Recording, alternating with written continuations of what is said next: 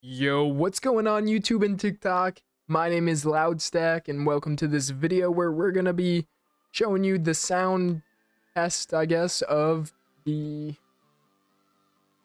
HyperX QuadCast S USB microphone.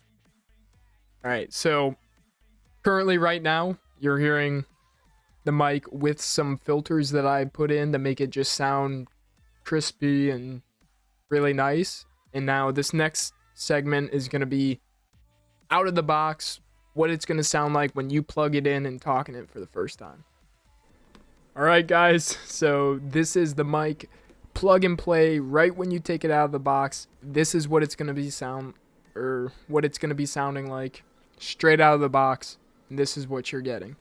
It's probably not going to sound the best. I promise you it's not going to sound the best, but you add in a couple filters and that mic is going to sound really good for a USB microphone. Alright guys, that's it. Filters back on. If you guys enjoyed this video, leave a like or like it, I guess, if you're on TikTok. Hit me with a follow. We're trying to go live soon.